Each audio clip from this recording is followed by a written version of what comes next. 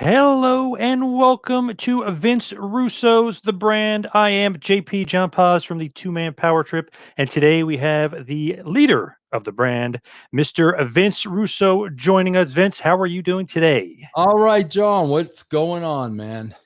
So, considering this is the 20th anniversary of Amazing. WCW's Bash at the Beach 2000, just want to first say, can you believe it's been 20 years since Bash at the Bro, Beach that's 2000? crazy. I mean, that is absolutely nuts. Is today is the day? Technically speaking, it would be tomorrow, but I Tomorrow. get it's really almost to the day. So right now we're recording, it's the 8th. It was actually held on July 9th, 2000. So very Unbelievable, close. bro. Unreal, man. Unreal. When I look back 20 years, man, I just can't believe it was that long ago. Isn't that crazy how time just flies by? But we're still talking about Bash to the Beach 2000. Isn't that crazy? Yes, it is, man. Yes, it is. A lot of WWE pay-per-views, I don't even remember a week after, let alone 20 years after. So it's pretty remarkable that it's remembered after all these years. Well, bro, I give you credit because I don't remember the day after. So Good point. you're Yeah. remembering a week, which Yep. is pretty impressive, man.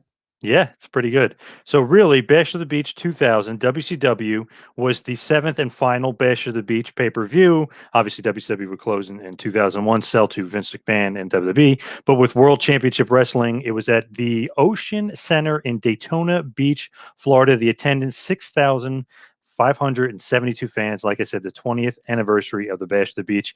What do you think about that crowd? Decent sized crowd. I know in today's era, it's definitely a great crowd. Yeah, I mean, bro, I had no idea what the attendance was. I think that's the first time I have ever heard what the attendance was. But man, bro, there was a lot, a lot going down right before this, bro. Like, the week prior to Bash at the Beach, and this does not get talked about a lot, John. Prior to Bash at the Beach, you got to understand something, John. When WCW brought me back, okay, and Brad Siegel wanted me to work with Eric Bischoff, okay, bro, Siegel never told me what like Eric's official role was. So I have no idea what Siegel told Bischoff. I'm not privy to that. But I could tell you he never told me, Eric's your boss. I mean, never. He basically said, Vince, I want you to work with Eric. That's what he said. Bro, I gave it the benefit of the doubt. I didn't know Eric. I wanted to make things as easy for Brad as possible. I liked Brad Siegel. I really did. So I didn't want to give him a hard time. I was still under contract with WCW. They were still paying me. So I agreed to work with Eric, not really knowing what that meant. Okay. Bro, the first time I met him, the very first time I remember it was a restaurant in Atlanta that is no longer in business. It was called Hops, Hopps. Bro, from the second I sat down with that man, him and I did not like each other. Hmm. From the 5 seconds in, him and I are complete opposite personalities. Complete, bro. Eric Bischoff is the type of guy that gets off on power, that gets off on control, that gets off on money, that gets off at people fearing him, that gets off on being in charge. That's who Eric is. I am not that guy. I don't give a shit about money. I don't give a shit about power. I don't want the corner office. I don't want people reporting to me. All I wanted to do was be in the trenches and write the best damn TV show I could write. That's it. So, bro, you had a white collar guy and you had a blue collar guy. You had a politician and you had a freaking plumber. Okay, I don't have a political bone in my body, especially when it comes to the wrestling business. And I didn't need to be a politician because at the end of the day, I was smarter than all of them. I could see right through them a mile away. So I didn't need to play their game. I knew who they were. I knew what they were about. So, bro, we never got along, ever. So the way he kind of explains it, Eric Bischoff explains it's kind of like not. I guess he's kind of your boss in a sense, or that's kind of the way he kind of was explaining the structure. But if you guys were to butt heads and there was a disagreement, Brad Siegel is both of your bosses, and he takes the priority. Is that true with Brad Siegel being involved at all? Bro, none of that was ever explained to me. All I got was, Vince, I want you to meet somebody. He never said who it was, bro, at the beginning. He never even said who it was. Vince, wow. I want you to meet. So I knew who it was. I knew Brad's relationship with Eric. He never even said it was Eric, let alone, oh, bro, this is your boss and I'm going to have the final say. So none of that. I want you to meet somebody at this restaurant, this time on this day. I would like you to work with him. That was it. Well, again, what I'm not going to sit there and call Eric a liar. I don't know what Brad told Eric. I don't know. So what's the relationship with you and Eric? I know you don't get along, but you're writing it. He approves or it's you write it together. At the beginning, we're writing together. Okay. So at the beginning, we're meeting together, just the two of us. The old, New Blood and Millionaire Club and stripping the titles. We did that together. Okay. But here's what happens, John. This is the pattern with Eric, because you got to understand, I relived this in TNA, and this is why we don't get along. Okay. So, bro, we're working together early on. And then as time goes by, Eric doesn't want to put this, Eric doesn't want to put the same time in that I want to put in. Okay, bro, when I'm writing the show, I mean, that is all I'm working on. I got tunnel vision. That is 24/7. I am forever working on that show. Eric does not have that kind of a work ethic. So it's always, you got to schedule phone calls with Eric. Eric will get to you when he's done doing whatever he's doing. Slowly but surely, Eric wasn't putting in the time that I was putting. So I was writing and producing the bulk of the show. Okay. So, bro, what happens at that point? Well, at that point, Eric then becomes the Tuesday morning quarterback. Okay. Where after the fact, oh, I didn't like this and I didn't like that. Now, keep in mind, Siegel never told me he was my boss. So, quite frankly, bro, I don't give a shit whether you liked it or not. Get in the freaking trenches with me. Do some freaking work. So, you can't be Tuesday morning quarterback, right? So, bro, this Tuesday morning quarterback went on for a while, okay? And I'll never forget. This was the end, because I'll tell you exactly what happened. I was trying to create an environment with Scott Steiner where all his matches would take place in a cage. Keep in mind, bro, this is 1999. This isn't when UFC was on fire. This is like before UFC is even over. I wanted Steiner to have a gimmick match where he would get you in a cage and just kill you. The Asylum. Yep. Was that the name of it? I think that's what you were calling it. Yeah. Okay. Yep. So, bro, Eric agrees to it. Okay. I tell Eric, this is what I'm going to do. Okay. Yeah. Sounds good. Okay, fine. We do it. The next day, he calls me on the phone and he's ripping it apart. Bro, this is why I remember this. I took my phone. Bro, back then it was like the phone with, it was either, it wasn't the cord, but bro, the phone, the battery operated phone. Yeah. Yep. Oh, yeah. Bro, yep. I took the phone while he was on the phone. And bro, I swear to you, I chucked it across my room. I swear to you. My next call was to Brad Siegel. Okay? And bro, this is how I am. Bro, let him write the show. Seriously, Brad, if Eric thinks he can write a better show, if you think he can write a better show, let him write the show, because I know he can't. But let him write the freaking show. Bro, this backseat quarterback bullshit, it ain't happening. Let him write the show. So, bro, Brad was in LA at the time. Calls an emergency meeting like the next day. I got to fly from Atlanta to LA to meet with him and Bischoff. Okay, bro, this is where Eric hates my guts because, bro, there were two very specific times where I called Eric Bischoff out. And Eric does not like to be called out, and nobody has ever called him out. So this is the first time I call him out in front of Brad Siegel. The second time would happen at TNA when I called him out in front of Dixie Carter. Okay? That is his big issue with me. Nobody calls this guy out. Mm-hmm. We met in some kind of a trailer, bro. It was like, I don't even know, like it was on a set or something, but it's very confined area. Okay. The promo I cut to Brad Siegel on the phone, I cut the same promo with Eric there.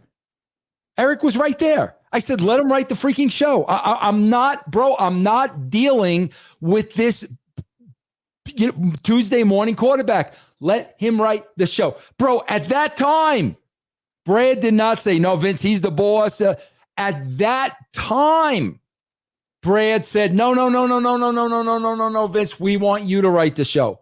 You're going to be the writer. Eric's going to back off. Now, again, you got to understand, John, I don't know what conversations Eric and Brad are having. I only know the conversations Brad's having with me. But at that time during the week, he says, no, Vince, you're the writer of the show. I want you to write the show. And basically, Eric was going to back off. Okay? Bro, guess what the next show was? Bash at the Beach. Bash at the Beach. The next show. The next time we're working together after this meeting is Bash at the Beach. Okay? So now, bro, after that meeting, I go back and I start writing the show. Okay? Now, bro, you got to back up and you got to understand the creative meetings prior to Bash at the Beach. We unanimously voted on, there was about 6 of us, unanimously, Booker T was going to win the title. Okay? Mm-hmm. So, bro, as I'm sitting down and I'm writing this show, in the back of my mind, bro, Booker T is winning the title. I'm representing, that entire creative team. It was unanimous. Bro, he's leaving the building with the title. Okay? So, bro, the way the show laid out, I think Hulk had a match with Jeff first. I can't remember the specifics, but this is what I do know. The first time I wrote the show, I think it was Hulk and Jarrett, I think. I made Hulk look like King Kong, but he didn't win the title. He wasn't leaving the building with the title. But I wrote the story in a very positive way that made Hogan look good, made Hogan look strong, made Hogan look like King Kong. Okay?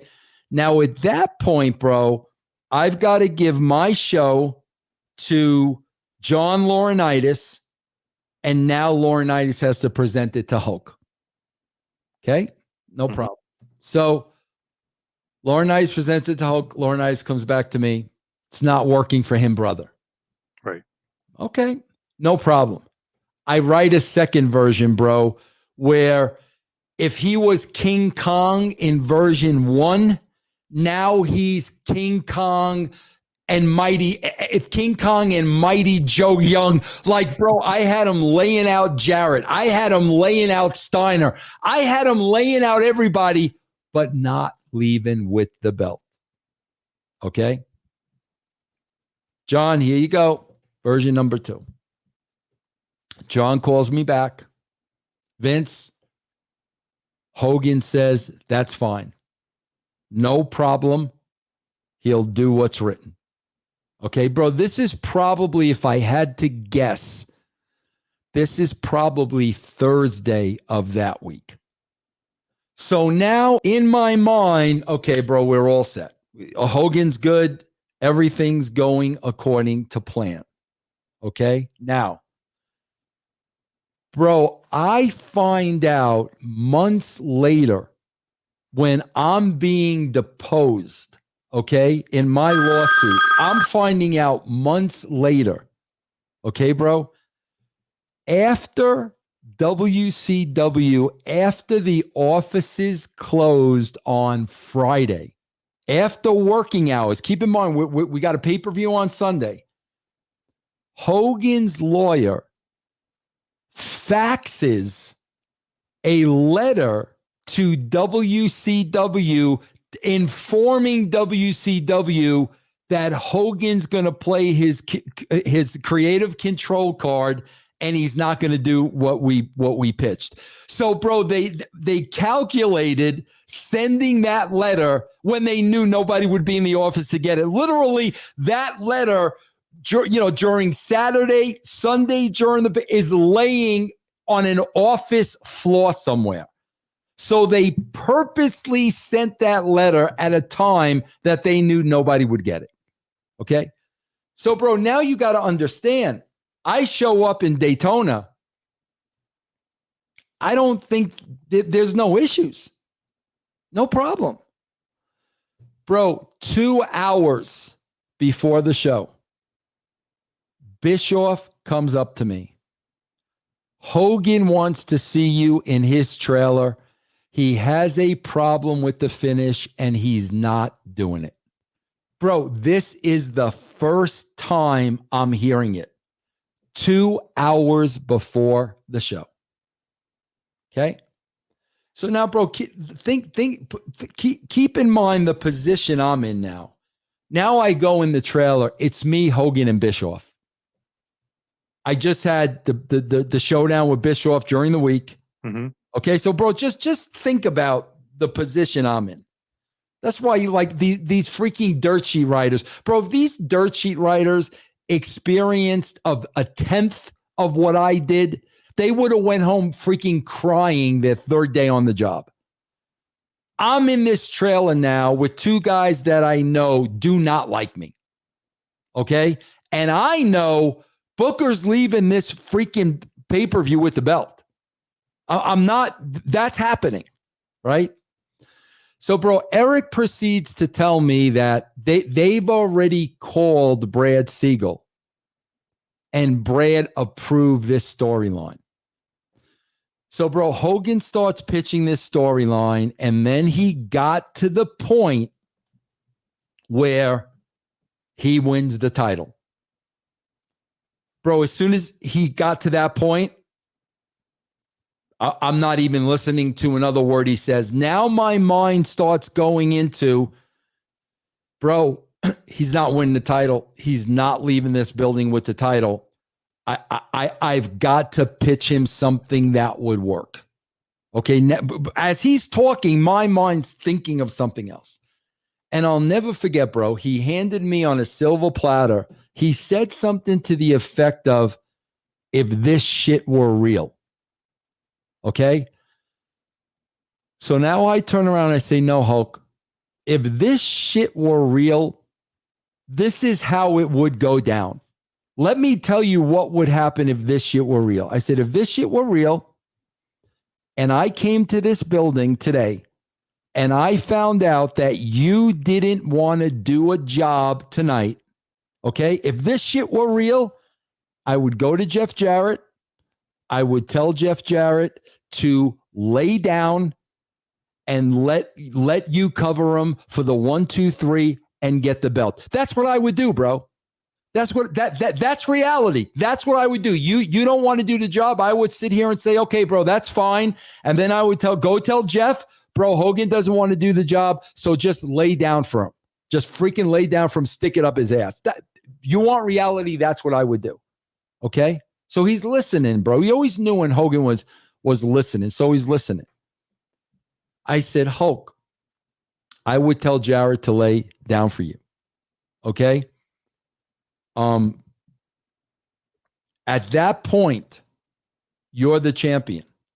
If this were real, you would really, really be pissed off at me and Jarrett for showing you up. Okay, so now at this point, you and Eric, in front of all the boys, working all the boys, would leave this building in a huff. You would leave pissed off. Right. Okay? I would go out there now and I would cut a scathing promo on you and I would say, keep your title, whatever that means to you, because that's not the official title anymore. I would make the match between Jarrett and Booker and I would put the belt on Booker. That's what would happen if this were real. So Hogan looks at me and he goes, oh yeah, brother. And then, maybe there could be a tournament for the belt and maybe I could, maybe I could face Booker or whatever. Bro, at that time, I'm not thinking of what we're doing next week.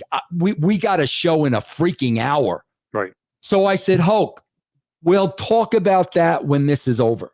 We will talk about that when we get back to it. When I get back to Atlanta, I will call you and we will discuss where we go from there. Okay? That was it. So now, bro, I go tell Jeff I'm telling Jeff, Hogan won't lay down for you. I'm not telling Jeff this is a work. I told Jarrett, bro, he won't put you over. F him. Lay down for him, bro. F him. Jeff was pissed. I never saw Jeff Jarrett this hard in my life. When Jeff goes out there and he's laying down for Hogan, in Jeff's mind, this is all a shoot. Mm-hmm. Okay? We do that part of the business. Now, you got to understand, storyline wise, I knew I had to make the match between Jeff and Booker. But the reason why I had to have Eric and Hulk leave the arena is because I told Hulk, bro, I can't cut that promo with you in the building. Because if I did, you'd come out and kill me. So you have to leave the building in order for me to cut that promo. That was the whole point of them leaving the building. So he lays down. Jarrett's pissed. Jarrett thinks this is real. Okay? Hogan and Bischoff leave. I go out. I cut the scathing promo. That's what I said to Hulk. I'm going to cut a scathing promo on you. John, I never told Hulk what the promo was because I didn't know what the promo was. John, every single time I performed in a wrestling ring, I never had a script. Ever. I put myself in the moment. I put myself in the place. I put myself in the time. I ad-libbed everything I ever did. It's not like today where it's like, okay, I'm going to say this and you're going to say that and I'm going to say this. No, bro, I put myself in the moment. So I said to Hogan, I'm going to cut a scathing promo on you, not knowing what that promo was going to be. So Hogan leaves the building. I cut the scathing promo on him like I said I would. Didn't know what I was going to say. I honestly, bro, I had no idea what I was going to say. That was raw emotion. And the raw emotion was on Thursday, the guy approves the script only for me to find out an hour before showtime he's not going to do it. Then he wants to leave here with the belt. Then I've got to think on my feet of a way to get out this. So it was really the emotion of, I don't need this shit. Like, seriously, like, F you, bro. Like, nothing is worth this to me. So the emotion was very real. But it was the scathing promo I said I was going to cut on Hulk Hogan. And, bro, keep in mind, here's the key. When I'm cutting the promo, I'm saying Hulk Hogan, Hulk Hogan, Hulk Hogan. I'm in the middle of a wrestling ring and I'm cutting a promo on a fictitious character. Right. I never said Terry Bollea. Never. I'm cutting a promo as Vince Russo, my character, on Hulk Hogan. So, bro, I get back to Atlanta when the show is over. And Siegel calls me in his office. Vince, what happened on Sunday? I laid out to Siegel what I just laid out to you. Mm-hmm. Okay. Brad says to me, how did you leave it with Hulk? And I said, Brad, I told him I'd call him today and we'd figure out where we'd go from here. Okay. Bro, Brad Siegel, the head of the network, tells me, Vince, don't call him. We can't afford to put him on TV. Don't call him. I can't put him on TV. Now, bro, that's a very tough spot because man to man, on Sunday, when I told Hogan I was going to call him, I meant it. I absolutely meant it. I was not bullshitting him. I absolutely meant, bro, like, let's just get this night done. And then I will talk to you when we get back from TV and we'll figure out where we go from here. That was a shoot. I really meant that. Okay. But bro, now when you've got the head of TNT telling you, bro, don't call him because I can't afford to put him on the show. Well, shit, bro. Like that puts me in a tough spot because I gave the guy my word that I would call him. Bro, this is the head of the network telling me, no, bro, don't call him. I can't afford him to have him on the show. So, bro, I didn't call him. So now, bro, you got a combination of two things happening. I didn't call him back like I said I would. Right. And, bro, every dirt sheet everywhere bought this as a shoot, hook, line, and sinker. Yep. So Hulk, with his ego, he's now sitting at home. I didn't call him back. And bro, he's reading all this shit of how Vince Russo got over on him. The next thing I know, bro, I'm getting hit with a defamation of character lawsuit. Hulk didn't know about anything about the promo. I defamed this character, this, that, and the other thing. Bro, the first time in my life I ever had any legal issues with anything, bro. The first time this guy is personally suing me. Okay. So, bro, they got to depose me. That's where I found out about the letter that nobody saw.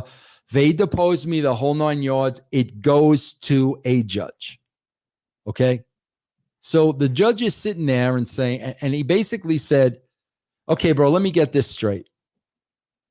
This took place on a wrestling show where Mr. Russo is cutting a promo in a wrestling ring on a character, and you're suing him for defamation. He never even said your name. And bro, Hulk went into this whole thing about how he was like really Hulk Hogan. And like the judge was like, no, bro, you're Terry Bollea. He cut a promo on a fictitious character. Bro, the judge throws it out. Bro, he appeals it.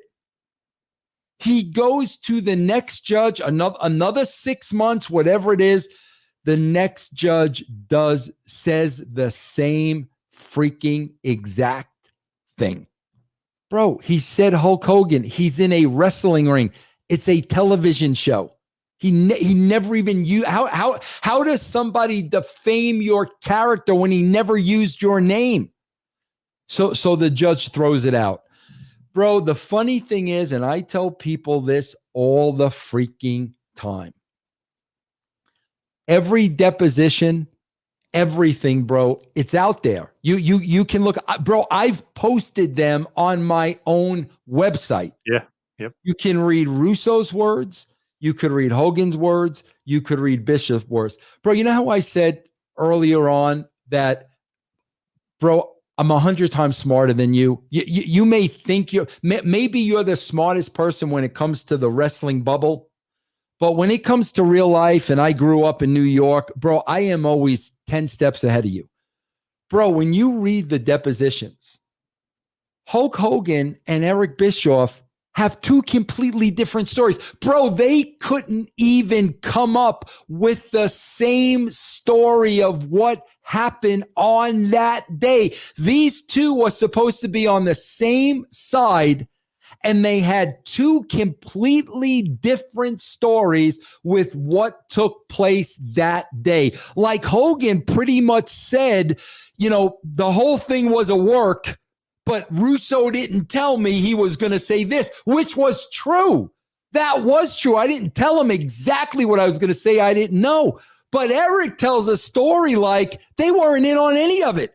They weren't in on Jarrett laying down. They weren't in on it. Like, bro, not even their stories matched up. And I mean, at the end of the day, I think, the judge kind of looked at that, and he kind of looked at just the ridiculousness of it. And he they wound up throwing out the lawsuit twice. That, bro, that's the story of Bash at the Beach. That's exactly how it went down. So what was the relationship like with Hogan, though, leading into Bash at the Beach? Was it Bischoff kind of severing the relationship with Hogan? Is that why you guys were always like Rocky? John, I will tell you this all the time. If there was no Eric Bischoff, bro, I'm telling you, I think I would have had a great relationship with Hulk Hogan. First of all, bro, like you, John, like every other freaking wrestling fan ever born, we all grew up on Hulk Hogan. I had all the respect in the world for this guy. I'm the first one standing online saying, without this guy, I would have never had a career in wrestling. I've always said that, bro. Bro, I grew up in New York during the height of Hogan. And bro, every time I was around them, every time I saw them, I treated them with the utmost respect. Bro, when we would have personal conversations, whether they were in person at TNT or whether they were on the phone, never, ever, ever an issue. The second you threw Bischoff in that mix, I wasn't allowed to talk to Hulk.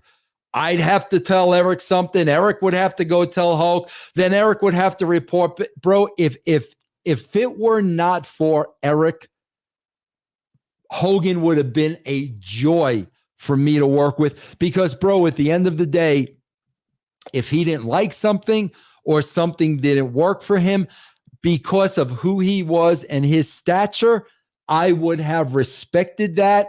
And, bro, I can come up with 100 different ways to skin the cat.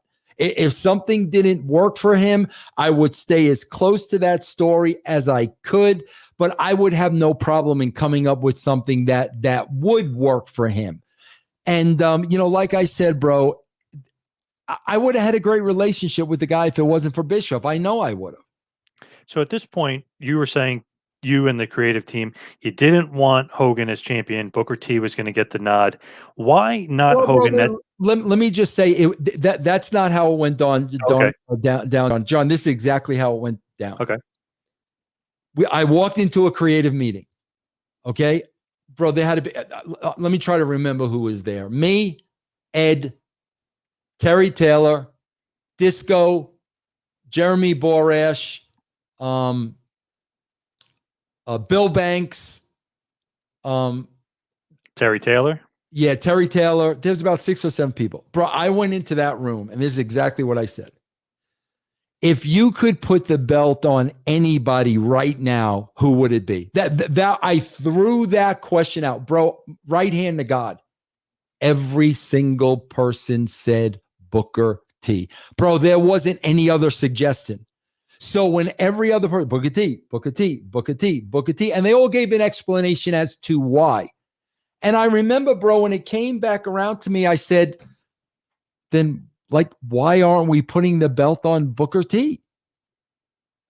That was the conversation. And then when I said, that's when we made the decision, bro, if this is unanimous and this is the way we all feel, then let's put the belt on Booker T at Bash at the Beach. That's exactly how it went down, bro. So with Hogan, what was like your thoughts on him? Passe, he's not as over it anymore. Like, what were your thoughts on him not being champion in that era? You guys literally wanted to go with the new blood. You needed somebody different at that point. Nah, bro, bro, I'll never forget this, John. I'll never forget this. John, a couple of weeks before I joined WCW, okay? And you can go back and look. I mean, there are things I remember, there are things I don't. Hogan and Flair were in the main event on Nitro. I was sitting at home. I was watching this as a fan. It was awful. You know, bro, I'm watching two legends who I grew up on, slower, out of shape, literally former shelves of themselves as wrestlers. So I knew when I get to that company, okay, bro, they cannot be wrestlers on the card. I've got to take Hogan and Flair off of TV, and I got to create the right spot for them to be in at this point in their careers. And bro, a top spot, a spot of importance, but not putting on the tights and wrestling like it was 20 years ago. I needed to find the right spot with honor and dignity and pride to be able to bring these guys back and put them in that position. That's what I needed to do. That's what I wanted to do when I first got to WCW. And like the FUNB, remember he had the black jacket, and like you wanted to give him a different look as well. Well, you see, bro, it wasn't even that. It wasn't even that, John. Here's what happened. If you notice, my first 3 months at WCW, and again, bro, go look at the ratings. Okay, the ratings and the numbers are there. The mindset of me and Ferrara when we got to WCW were, bro, ratings were in the shitter. Pay-per-view buy rates were in the shitter. The WWE was just kicking their ass thanks to me and Ferrara. Okay? So here's the first thing Ed and I had to do. We had to stop the bleeding. You know, it's like the little boy. You put the finger in the dike. Stop the bleeding. Stop it right here. Don't let it go any lower. That's number one. Number two, we had to break down the foundation they had, and brick by brick by brick, we had to start building a new house. Okay? Well, we know all this is going to take time. We know it's going to take time. We know we got to fix the television program first, because once the television program is fixed, house shows are going to come back, pay-per-views are going to come back, but you got to start with the television product. Okay? Now, bro, keep in mind, this is before there was any Avenger movies. Okay? When you look at the first 3 months, one by one by one, we're getting rid of the legends. Yes. Okay? I'm trying to get rid of Henning. Flair's buried in the beach. Okay? Yeah, in the desert out there. Yeah, by the filthy animals. Yeah. Yeah, Hogan and Sting do that lay down. Savage, is on his way out. Piper. Bro, what I was trying to do, the storyline was one by one by one by one by one, these legends are getting eliminated. Okay, bro? Only to come back as this super team of Avengers. Because the beauty of that is, how are these guys going to work together with all these egos? You see what I'm saying? They've got to unite to have the power, and they're going to come back and they're going to have power and stroke. But are they really going to get along? That was the story. But bro, what happened reality-wise is these guys really believed that I was trying to get rid of them. It's the paranoia of wrestling. That's what it is, bro. It's the paranoia. They really believed I was getting rid of them and writing them off the show. And I'm like, no, bro, like this is the plan. Like this is what I'm doing. Bro, they didn't believe me. So of course, you know what happens, bro, you can connect all the dots as clear as day. Flair gets in the year of J.J. Dillon. Bro, I've been here for X amount of years. I'm the nature boy, Ric Flair. He's burying me in a desert, you know, yada, yada, yada, yada. You know, Hogan still talking to Bischoff. Bischoff's probably still talking to Brad Siegel. Who knows? But now behind the scenes, holy shit, bro, this Russo guy comes in. He's trying to get rid of all of us, but yeah, for the younger guys. No, bro, that's not what I was trying to do. I was trying to put you in a believable role. I was trying to make you strong again. It would have been a hell of a story, but the paranoia of wrestling made these guys believe that I was writing him out of the show and I was done with him. And that was never the case. Interesting thing about Bash at the Beach, I always thought about this. I don't even know if you've ever answered before. There was two belts. You know, you got the Hogan belt, and then you got the, you know, the real official big gold belt with the little bend in it that, you know, Jared and Booker T would wrestle for. Why is there two belts? Is there always two belts You at the know, bro, shows? I've been asked that before. I don't know. I I always found that honestly don't interesting. know. Yeah, no, bro. Somebody brought that up to me before. Like, why would that? Like, bro, I have no idea. I don't know. That is just so interesting to me. I guess there's always a backup belt in case it gets lost or Yeah, I forgotten. don't know, bro. But I have no idea. Now that promo that you cut, and you know you're saying all that stuff about Hogan. How much of that is a work, and how much of that is a shoot of what you're saying about Hogan? I got, you know, 3 kids. I got a wife at home. I don't need this shit. Bold son of Bro, a bitch. That whole thing. I'm feeling that way at the time. I mean, I'm feeling that way, bro. Keep in mind, I just went through all that, bro. They sent me home because of politics, Mhm. bro. Think of my story, bro. I quit the WWE, and I don't regret that for a second. Vince telling me to hire a nanny, f you, bro. I don't regret that for a second. But bro, you got to understand now. I'm a Northeast guy. My family was from the Northeast. Okay. Lived in Long Island, moved to Connecticut. Connecticut's very much like Long Island. I pick up my family. All my kids are in school. We moved to Atlanta. Okay. Bro, I never like Atlanta from the get-go. Never like it. It's just a Northeast guy. It's just not for me. So, bro, now I'm in Atlanta. I don't like Atlanta, bro. I'm seeing racism. It's a whole different world than what I was used to. Okay, bro. In 3 months, with the numbers going up, they tell me, "Oh, bro, you're not going to be the head writer anymore. You're going to be part of a committee."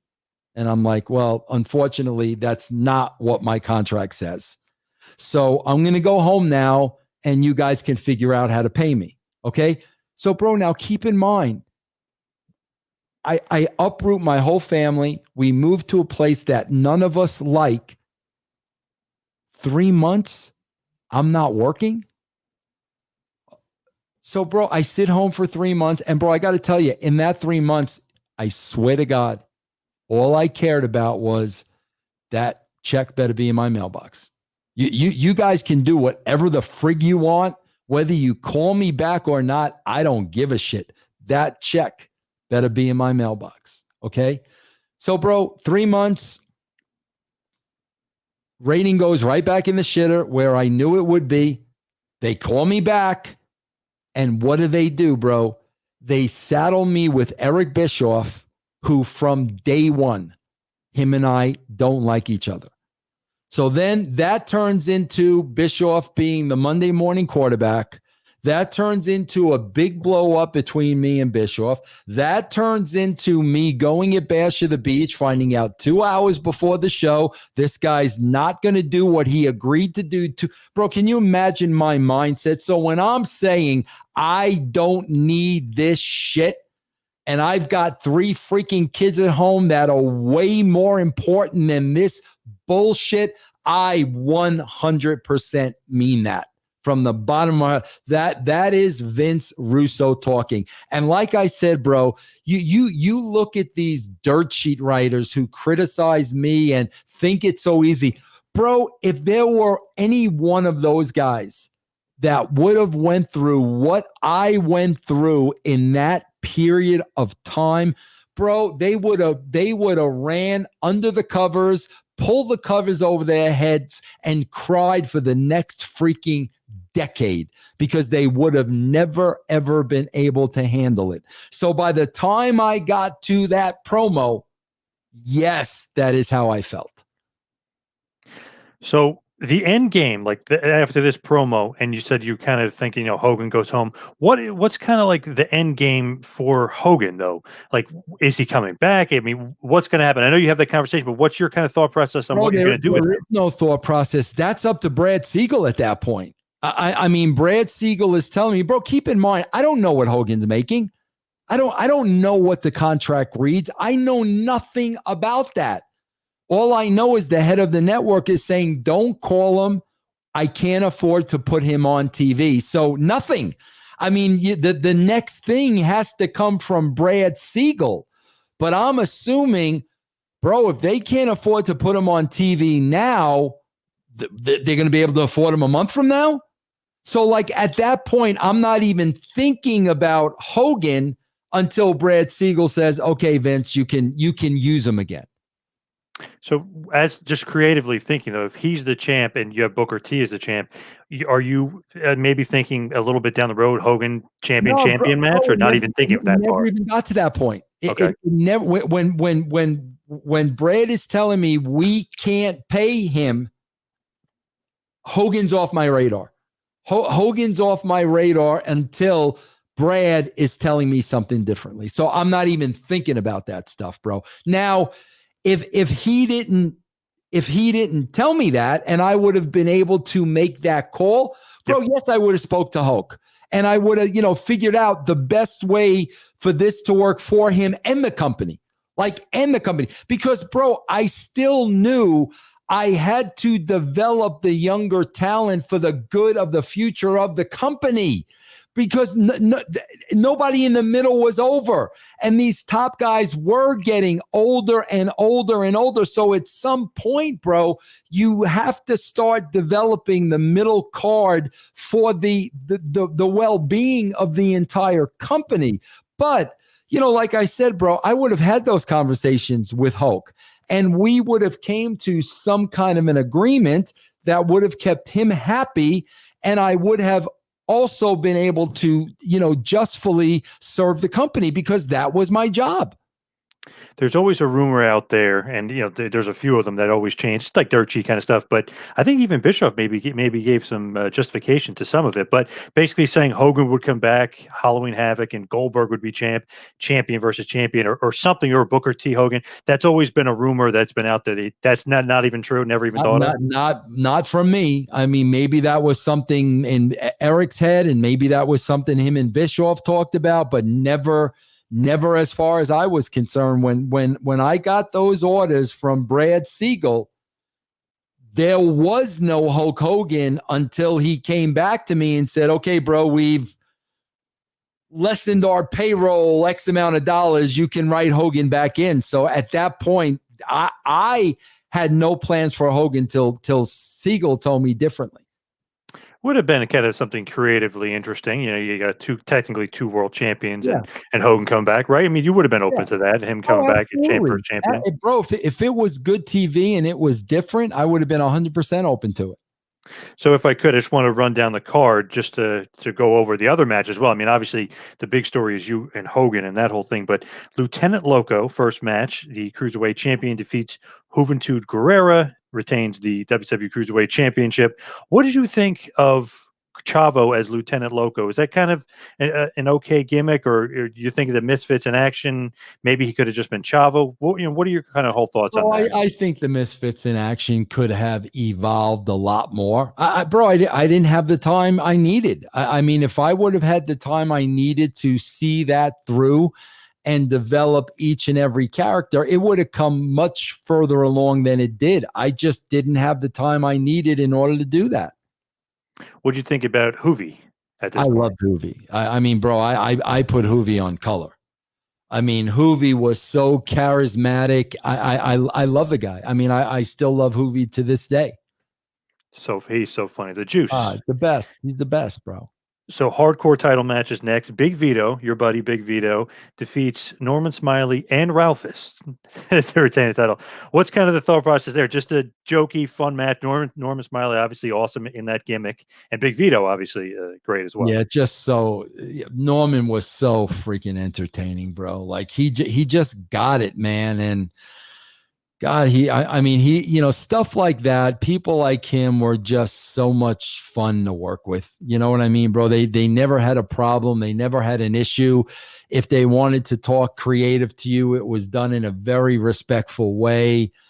So yeah, bro, it was a joy working with him. And obviously, Vito and I had a friendship, Mhm. so there were never any issues there. But Vito was a very believable, hardcore type of guy. He lived the life. I mean, Vito grew up on the streets of Staten Island, bro. I mean, Vito did some bad things in his Mhm. life. I mean, that's who Big Vito is. And what about Ralphus, bringing him back? Obviously, was part of Jericho's security team back in the '98 era of Monday Night Jericho. But I just think it's so funny you decided to bring Ralphus back. Is that one of those things? He's driving the truck, you see him, you're like, oh yes, he was great on Absolutely. TV. Absolutely. Yep. Yep. So just a funny pairing, really, Norman Yeah. Smiley and Ralphus. Yeah. So next match, Daphne with Crowbar defeats Miss Hancock, aka Stacy Keebler, who was with David Flair at that point, in a wedding gown match. Do you remember this crazy match at all? So it was Miss Hancock against Daphne. Daphne. Yeah. Wedding gown match, Yeah. yep. I don't remember the match particular. What do you think about those two pieces of talent? Um, well, first of all, like I think Daphne's incredible. I mean, Daphne was a trained actress, so Mhm. Daphne knew how to act. So when you talk about that crazy character, she was very, very, very, very good at what she did. Miss Hancock, bro, I got to tell you, when I got hired, they were doing the Nitro Girl search, Mhm. and then when it was Stacy. I just knew like there's something special like about this girl. And I remember approaching her. She thought she was just going to be a Nitro girl. And I said, nah, I think we could do more with you. Are you interested in being a character on the show? And she was very, very open to that. And that's basically when we came up with the Miss Hancock gimmick. Great gimmick. She was great. And Yeah. pairing her with David Flair was interesting as well. Bro, I go back and I look at crazy David Flair stuff. Bro, I don't care what anybody says. I think he did a tremendous, tremendous job, a believable job, bro. I mean, we do a lot of those watch alongs on Patreon. And, bro, David Flair was good. I'll still say it to this day, man. I thought he did some great, great work at WCW, man. He really isn't the athlete that obviously his sister Charlotte is, but Right. I feel like I mean obviously they have different mothers, but same father as Rick. But the athleticism isn't quite there with him. But he was kind of thrust into a position maybe too soon. Do you think at all? Because that's a lot of pressure. I mean, your dad's the greatest of all time. I mean, Absolutely, bro. And, crazy. and he didn't have to, the position I had put him in, he didn't have to rely on his wrestling. We really made him a character. And bro, his facials, like, I mean, man, he was very, very believable as somebody that maybe lost it because of all the pressure that was put on him as being Ric Flair's son. But again, bro, it's like when you don't have the time to let these stories play out, you never really know where they're going to go. Yep. So the next match, Chronic, Brian Adams and Brian Clark defeat the Perfect Event, Sean Stasiak and Chuck Palumbo for the WCW World Tag Team Championship. What do you think about Chronic? I always thought that they had so much potential to be such a great just like Ron Simmons and JBL, like that APA kind of like they got some potential here with this Bro, team. they were awesome. They were awesome. Bro, do you want to know something as a shoot? And keep in mind, like WCW is like 2000. So uh I'm almost 40. Hmm. Okay, bro. I'm almost 40. Yeah, I'm almost 40. Bro, they came up with the name Chronic and they pitched it to me. Bro, I didn't know what it meant.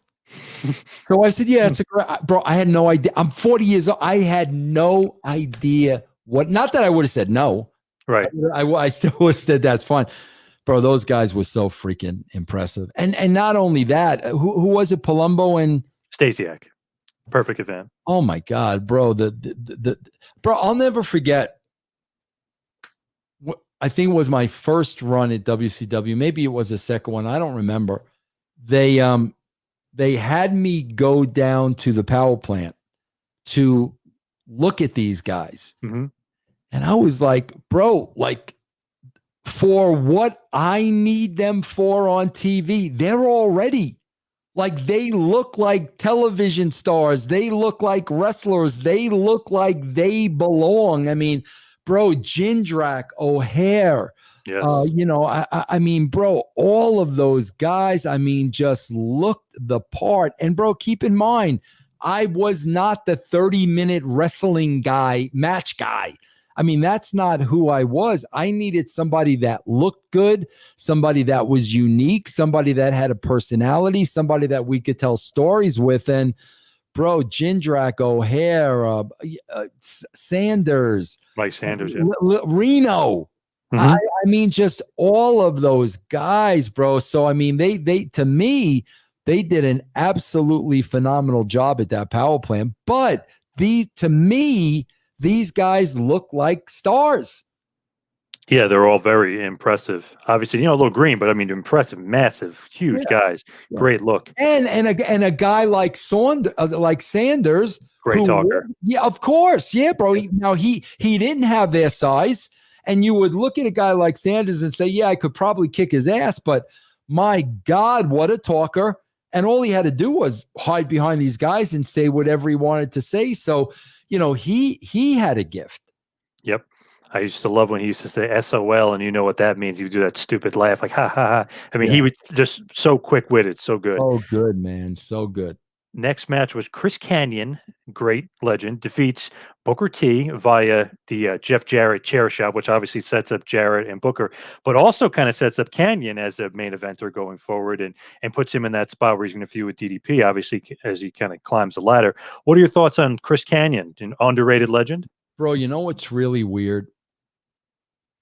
I love Chris Kanyon. Always did, bro, because he was such a nice guy.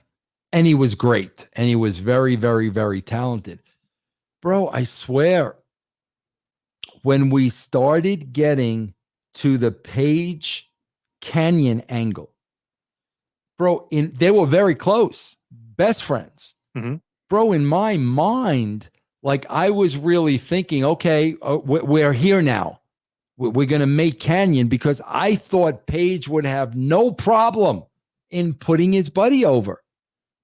Bro, Page had a problem in putting his buddy over, which took me by surprise, because I was like, bro, you know how like when you have somebody there and then if we put him over this next guy, they're going to go to that next level. Mm-hmm. And that was my idea with Kanyon all along. But when we got there, Page was like very hesitant. And I was like, I did not see that coming. And bro, I got to be honest with you, it stunted the growth of Kanyon more than I would have liked it to. Yeah, that's interesting that DDP was so against, because Kanyon, obviously ready, the innovator of offense, such a great wrestler, such a great character, always had some funny little, witty comment to say.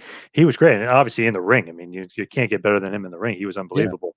Yeah. So that part of it, just a great setup with Jarrett hitting him with the guitar shot, setting up for later on, just plain and simple, just as that. Yep. So establishes both guys. I mean, establishes that feud, but also establishes Kanyon too. Yep. Absolutely. Yep. So the next match, Mike Awesome defeats Scotty Steiner by DQ. It was a United States Championship match. So keeping Steiner strong, keeping Mike Awesome strong. Is that kind of the gist of it with those two champions? Steiner at the time? Steiner was the champion. Yep. Yeah. I mean, again, bro, two impressive guys, like that, bro. See, that was the thing with me, bro. Like, you always hear with Vince Russo, gimmicks and run-ins and this and that and everything else and no clean finishes. Yeah, no shit, bro. Because when there's a clean finish, that means it's over. It's over. When somebody beats you clean, It's over. Bro, my philosophy, John, was I tried to protect everybody on the roster. I didn't look at one guy as being a jobber. I tried to make everybody valuable, bro. The more valuable talent you had on that roster, the more your company as a whole was going to be over. Bro, what do you have today? When you look at AEW, when you look at WWE, what do you have, bro? You got 50-50 booking, Yep. and nobody is freaking over. That's why, bro. That's why nobody's over. That's why you creatively have to think of ways to get one guy over another, but while protecting the guy who's on the losing end. Bro, to this day, I work for a very, very small company in Salt Lake.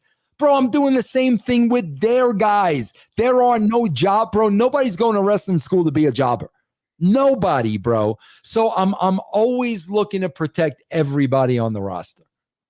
So really, when I think of your run in WCW, two guys that I really think got over huge, that deserved it to get over huge, that were just huge stars. I always think of Booker T, Scott Steiner. Awesome job, like getting them over, getting them push. Steiner was just unbelievable. That character was the best. So many people, just even outside of wrestling, so many people loved the Big Papa Pump, Holla If You Hear Me, all that other stuff. People always say, "Oh, Goldberg, what was his best match?" If you go back to Fall Brawl 2000, by far Goldberg's best match is against Scott Steiner. Scott Steiner beats the living hell at him. I mean, he gives it to him back, but it was just so great to see Steiner and Booker T, two guys, Steiner brothers, Harlem Heat, through the years. They're slowly climbing up. But was that kind of your goal, get those two guys over? Because I mean, Not really, bro. I mean, not no, really. Not just, bro, everybody was going to have the same opportunity. And then, bro, what you do is you give everybody the same and opportunity. they broke out. Yeah, and then you let the fans tell you. I mean, it's that simple. That's what ratings are for, bro. When you're given minute by minute by minute ratings, you're able to see what every single wrestler on that card is drawing. You can see when they're tuning in. You can see when they're tuning out. So if you really become a student of the ratings, bro, it's real simple. You start giving them more of what they're watching, Yep. and you start pulling away from what they're not. It's really simple. Nobody does that anymore, bro, which blows my freaking mind. Yep. Blows It my mind. Bro, crazy. like it's like the ratings told AEW 2 weeks ago the spot they put Jericho in with Orange Cassidy. hmm Like, come on, bro. Like, it doesn't matter how much Cody Rhodes is a mark for Orange Cassidy, Tony Khan, Chris Jericho, whoever is a mark for Orange Cassidy. It doesn't freaking matter. The numbers told you. For some reason, the people didn't buy this. So it can't go to, it's not about who you personally like. Bro, there were not a lot of wrestlers, but there were enough wrestlers that were pains in the ass to work with. Okay? Bro, if they drew, I had to work with them. It was right, right. bro. Listen, back in the mid 90s. Okay, bro. Shawn Michaels will be the first to tell you he was a different guy. And bro, Shawn was under the influence of painkillers, whatever the freak he was taking. Bro, Shawn threatened to beat me up once. I mean, bro, I had such an up and down relationship with Shawn Michaels. Bro, Shawn was the drawing card. So it didn't matter what my relationship was with Shawn. It didn't matter how I felt about Shawn at that time. If the people want to see Shawn, then Vince Russo has to work with Shawn. It doesn't work that way today, bro. AEW is a company of everybody is everybody else's friends. We're going to bring our friends in. And bro, listen, I've watched that show enough now to understand, bro, there are a lot of guys on that show that are not getting paid unless they're on the show. So you can, that's why you're seeing run-ins and you're seeing such a mishmash of stuff to pay guys. That's why they're doing it. But again, bro, what is this about? You guys are working for TNT. You guys got a contract with TNT. If that's me, my loyalty is to TNT. I want to keep that television contract. I want to give them the highest ratings I can possibly give them. My objective is not to get as many guys a payday as possible. Right. Right. And you can see it there. I know that's why they do it. And that's why, you know, bro, just across the board, ratings are in the shitter and nobody freaking cares. So just going to move on to the next match. Vampiro defeats the Demon in a graveyard match, which somebody told me, I don't know if this is actually true or not, that's why they called it the Boneyard match, because there was already a graveyard match in WCW. That's why Undertaker and AJ, I have no idea. It kind of just sounds funny, but I don't know if you remember that at all. It's kind of a cinematic style match, Well, bro, Vampiro and the Demon, the graveyard match. I think Sting and Vampiro had one even before that. Yes. Yes. So yeah, Yep. we were doing that like 20 years ago before they had that Taker match. Do you remember like the Demon at all as a character? Did you like him? Obviously, it was kind of before your time where he was playing the Kiss Demon, but when you inherited Dale Torborg, did you like the Demon character? Bro, I don't know if you know this or not. You know, bro, so many people are just stuck on the same freaking questions. Like they don't ask to me what are the interesting questions. I never get asked the shit like that people don't know. Because it's the same show. David Arquette's a champion. Like, bro, like, come on, you know? Right here, David Arquette. There you go, bro. Bro, I don't know if you know this or not. Yep. Prior to Kiss being on WCW, okay, Gene Simmons contacted Vince McMahon. Okay, they wanted to come to WWE. Okay. Yep. And bro, I'll never forget. I've been a Kiss fan since the age of 16. Love Kiss. Yeah. Love. And bro, I'll never forget because this is how conversations with Vince would go. Vince, you know somebody by the name of you ever hear a guy Gene Simmons? He's with some, bro, he's with some group Kiss. He didn't know Gene Simmons. Oh my God. So I'm like, bro, really, Vince? Like, really? So, bro, Gene Simmons wanted to meet with Vince. Vince wasn't going to take a meeting. I'm like, Vince, for me, you got to meet with Gene Simmons. Yeah, my Vince, God, yeah. You got you bro. And I explained to Vince about, you know, bro, Gene Simmons is like a marketing guru. I said, Vince, I'm telling you, like, even if you don't even do anything with them, this guy knows marketing, promotion, like forget about it. So him and Linda went out to dinner with Gene Simmons. And bro, Gene brought them a lot of shit and Vince gave it all to me, which was cool. That's awesome. But after meeting with them, Vince said to me, Vince, man, I don't know. It doesn't feel right. I don't think this would work for us. I don't think this is a good fit. And Vince was actually having a hard time of how to tell Gene, because I don't know if they got along so well during dinner. I don't know what it was, but he really didn't know how to tell him. And I'm like, Vince, just tell him you don't think it's a good fit and move on. And that's what happened. And then the next call was to WCW, and that's where they made the deal with, you know, the Demon character. And there was supposed to be, you know, the Demon character, then the Star Child. It was supposed to be all of them, bro. Oh, wow. Okay. Oh, yeah. It was supposed to be all of them. That was the gimmick. They were going to be wrestlers, but it never got past the Demon character. So, bro, when I got to WCW, you know, I was a huge Kiss fan. Dale Torborg was a huge Kiss fan. But also, bro, like, Dale had really formed a strong relationship with the band. He really wanted to get it over. You know what I mean? And bro, I have to tell you, like, Dale Torborg may be like the nicest guy I ever met in the wrestling business. I mean, seriously, like, bro, like he does not belong in the wrestling business. This is the nicest guy, smart guy, constantly has ideas, always thinking.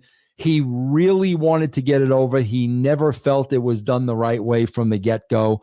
So that's why I was like, bro, Dale, let's try to do it, man. You know what I mean? He looked great. He looked great in the makeup. And we tried it. But again, bro, I'm just always gonna say, a lot of my stuff was cut short before I really had a chance to go anywhere with it. Speaking of Kiss and being a big Kiss fan, the next match, the franchise Shane Douglas defeats Buff Bagwell. We know the franchise is a huge, huge Kiss fan. What did you think about? I know what you think about Shane, obviously great, but what did you think about Buff at this point? Bro, Dave Meltzer always likes to bring up the fact that, oh yeah, Russo, Russo knows what he's talking about. He told me once in an interview that Buff Bagwell had just as much charisma as The Rock. Bro, guess what? Let me say it again 20 years later. Buff Bagwell had just about as much charisma as The Rock. Oh, he was super Said it charismatic. again, Yeah. and I'll say it every freaking day. Bro, Buff Bagwell was one of the most charismatic people I've ever met in my life. Forget about wrestling. In my life, this guy was so charismatic. He got it. He was a great performer. That was one of the guys, bro, without a shadow of a doubt. When I was coming over, that's one of the guys I had my eye on because he got it. And I knew Buff could be great. Bro, his demons, which a lot of us deal with our own demons. Well, bro, I can't help that. I mean, that's Buff, and that's Buff's demons, and there's not too much I can do with that. But when I talk about potential, when I talk about charisma, yeah, bro, he did have as much charisma as The Rock. I worked with both of them, and I would not say that unless I believed it. Very charismatic, underrated for sure. Yep. Next match, Hollywood Hogan defeats Jarrett. Obviously, we talked about that earlier. It's when he lays down. He says that's why this company's the way it is. Takes his belt, leaves with Bischoff. You come out, you cut that promo really. So we kind of went through that. So I'll go on to the next. Heel Goldberg defeats Kevin Nash for Scott Hall's contract. This is a very interesting kind of thing. Was Hall ever really coming back? Was that just kind of dressing for the match, or like what was the deal with Scott Hall at this point that Nash is fighting for his contract? What was the finish of the match?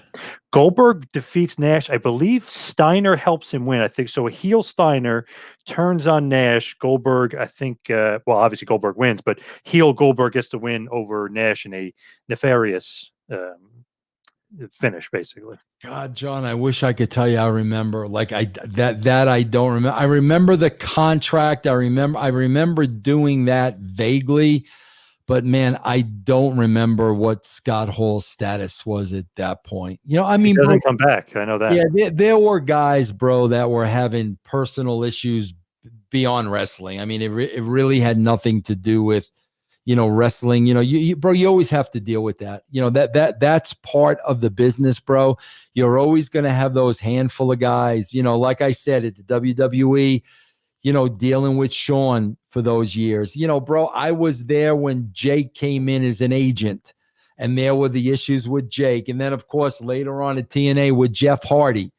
There's always going to be a couple of the guys on the roster that are just always dealing with their own demons, bro. And that's the hard part, bro, because things like this get sprung upon you, and then creatively you got to try to figure it out. Like, bro, the WWE, they're at a point now where if somebody is out because of COVID, if somebody is sidelined because of the Me Too movement or what is it, the Speak Out movement, these people just disappear.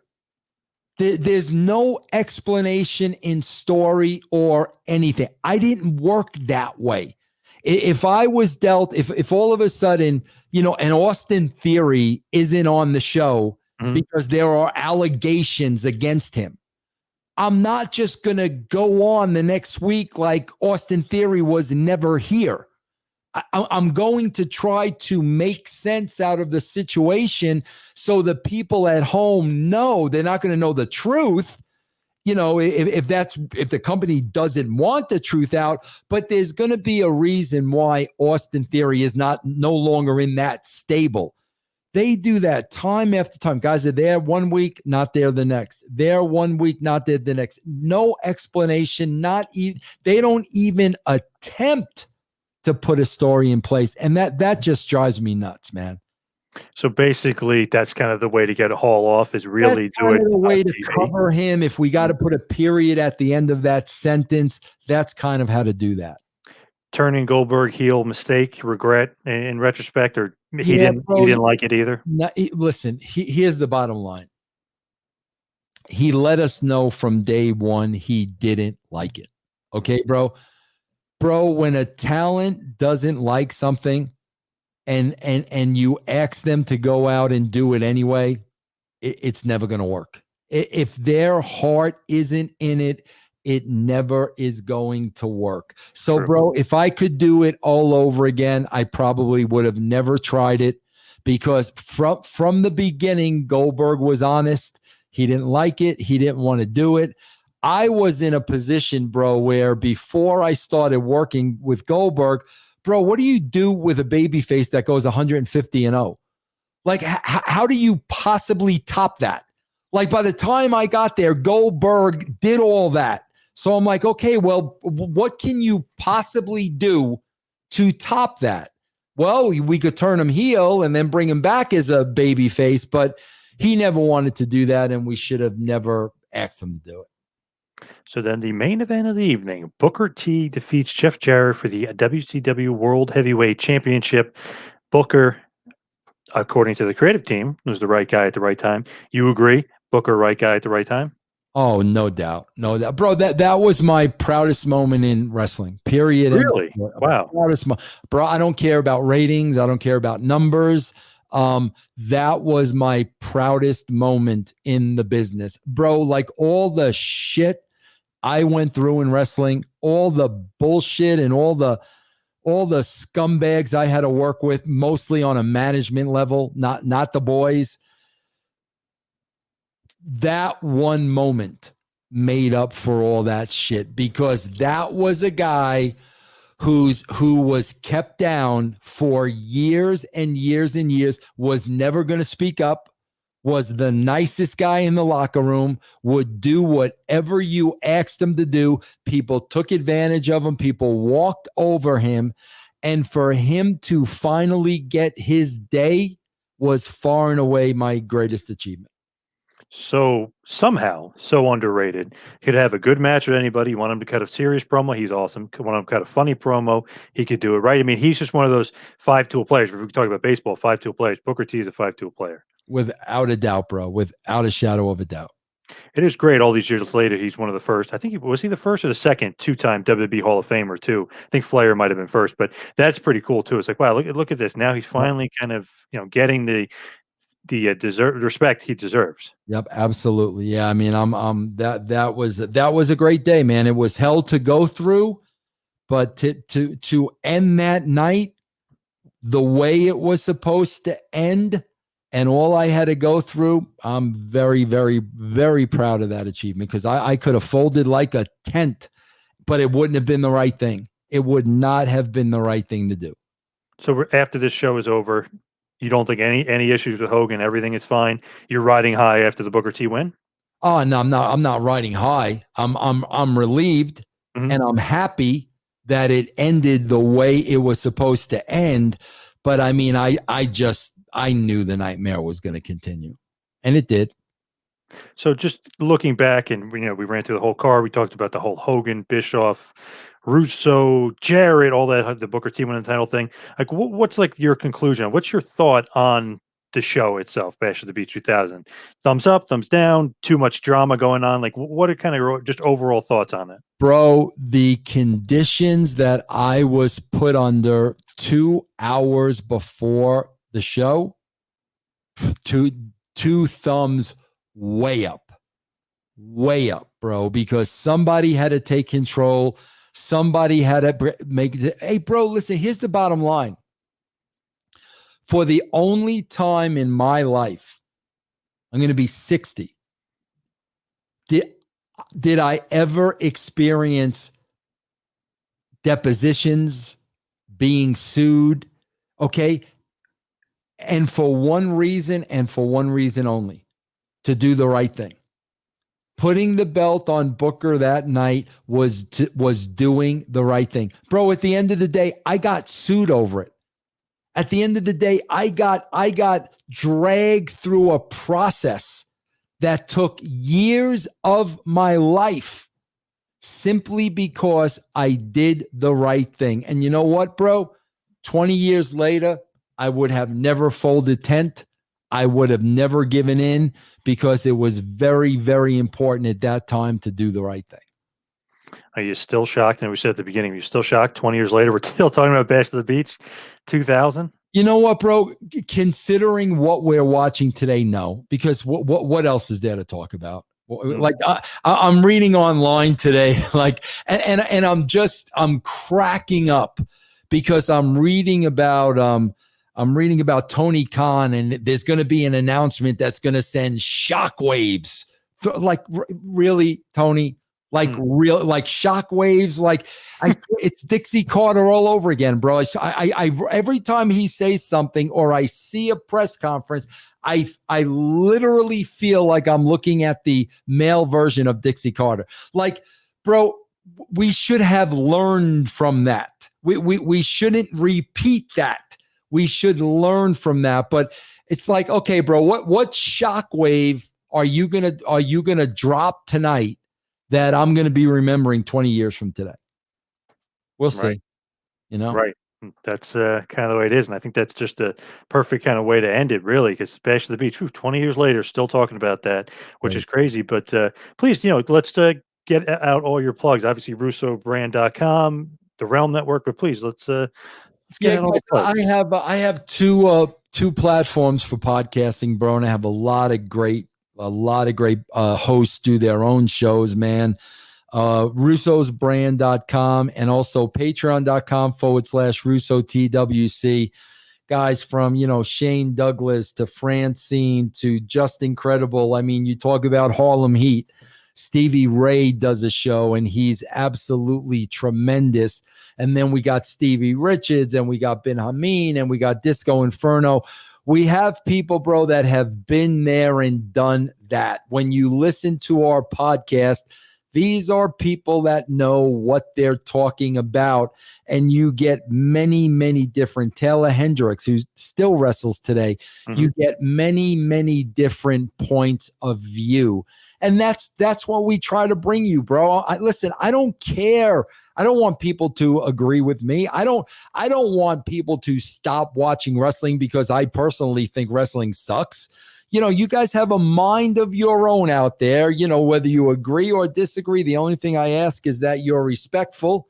We respect each other. That's all that really matters. But yeah, guys, if you want a wide array, just go to russosbrand.com or patreon.com/RussoTWC.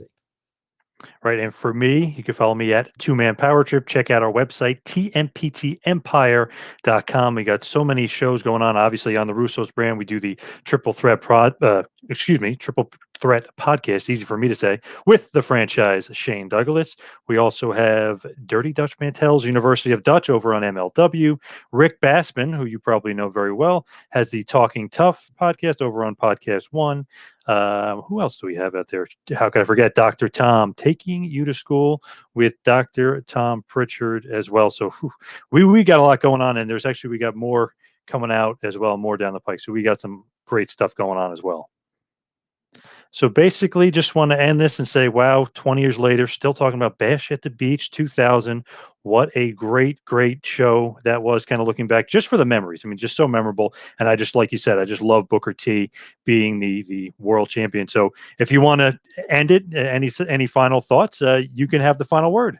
No, that was Booker's night, bro. That was a career night that he worked damn hard for. Bro, whatever I had to go through, whatever I had to deal with was well worth it because he was the right guy. I would make the same decision tomorrow, bro. That was Booker's night. Kudos to Booker, bro. It was all about him.